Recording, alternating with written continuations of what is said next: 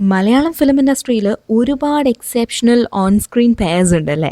Silver സ്ക്രീനിൽ special chemistry share ചെയ്യുന്ന അത്തരം ഒരുപാട് പെയർസ് ഉണ്ട് മലയാളത്തിൽ. അവരെ കണ്ട് ആസ്വദിക്കാൻ ഒത്തിരി ഹാർഡ് കോർ ഫാൻസും നമ്മുടെ നാട്ടിലുണ്ട്. For instance, pairs like Prem Nazir, Sheela, Sathyan, Sharada, Madhu, Srividya, Mammootty, Suhasini, Mohanlal, Shobana, Kunchacko ബോബനും ശാലിനിയും, പിന്നെ ദിലീപും, കാവ്യ മാധവനും, അങ്ങനെ അങ്ങനെ പോകുന്നുണ്ട് ലിസ്റ്റ്. ആക്ച്വലി ഈ ഓൺ സ്ക്രീൻ പെയർസിൻ്റെയൊക്കെ ഡൈ ഹാർഡ് ഫാൻസ് പലരും വിചാരിച്ചിരിക്കുന്നത് സിനിമയിലെ പോലെ തന്നെ ജീവിതത്തിലും ഇവർ പെയർസ് ആണെന്നാണ്. കുഞ്ചാക്കോ ബോബനോട് ഏതെങ്കിലും ഗ്രാമത്തിൽ ഷൂട്ടിങ്ങിന് പോയി കഴിഞ്ഞാൽ അവിടുത്തെ ഓൾഡ് ആൻഡ് യങ് ജനറേഷൻ ഇപ്പോഴും ശാലിനി അന്വേഷിക്കാറുണ്ട് അത്രേ. ഇവരൊക്കെ നമ്മൾ ഓൺ സ്ക്രീനിൽ കണ്ട് ഇഷ്ടപ്പെട്ട ആക്ടേഴ്സാണ്. എന്നാൽ ഓൺ സ്ക്രീനിൽ കാണാനായി എല്ലാവരും ആഗ്രഹിക്കുന്ന ഒരുപാട് പെയർസ് ഉണ്ട്. അൺഫോർച്ചുനേറ്റ്ലി ഒരുമിച്ച് സ്ക്രീൻ സ്പേസ് ഇതുവരെ ഷെയർ ചെയ്യാൻ പറ്റാത്ത ആക്ടേഴ്സും ഉണ്ട്. ലൈക്ക് മമ്മൂക്കയും മഞ്ജു വാര്യരും. ഇതുവരെ ഇവർ രണ്ടുപേരും ഒരുമിച്ച് അഭിനയിച്ചിട്ടില്ല. അതുപോലെ തന്നെയാണ് സംയുക്ത വർമ്മയും മമ്മൂക്കയും. ഒരുപാട് ടാലൻറ്റഡായ സംയുക്തയുടെ കൂടെ അഭിനയിക്കാൻ പറ്റാത്തതിൻ്റെ വിഷമം പലപ്പോഴും മമ്മൂക്ക പറഞ്ഞിട്ടുണ്ട്.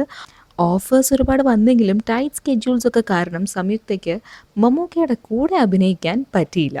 ഏതായാലും ഒരു സ്ട്രോങ് കംബാക്ക് നടത്തിയിരിക്കുന്ന മഞ്ജു വാര്യർക്ക് മമ്മൂക്കയുടെ കൂടെ അഭിനയിക്കണം എന്ന താല്പര്യമുണ്ട് എന്നാണ് കേട്ടത്. അതുകൊണ്ട് തന്നെ ആ ഒരു പെയർ എത്രയും പെട്ടെന്ന് തന്നെ നമുക്ക് സ്ക്രീനിൽ കാണാൻ പറ്റും എന്ന് വിചാരിക്കാം.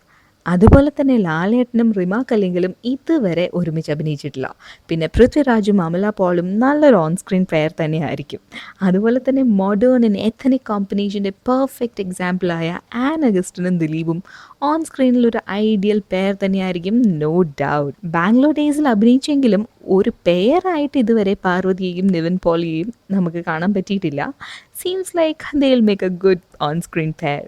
അതുപോലെ തന്നെ ഫഹദ് ഫാസിലും മഞ്ജിമ മോഹനും ജയസൂര്യയും നസ്രിയയും, കുഞ്ചാക്കോ ബോബനും നിത്യമേനനും, പിന്നെ സുരേഷ് ഗോപിയും ആശാ ശരത്തും ഒക്കെ നല്ല ഓൺ സ്ക്രീൻ പെയർസ് തന്നെ ആയിരിക്കും.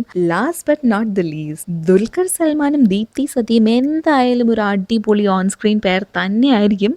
ഈ പെയർസിനൊക്കെ എത്രയും പെട്ടെന്ന് സിൽവർ സ്ക്രീനിൽ കാണാൻ ഏത് സിനിമ മൂവിയാണ് ആഗ്രഹിക്കാത്തത് അല്ലേ?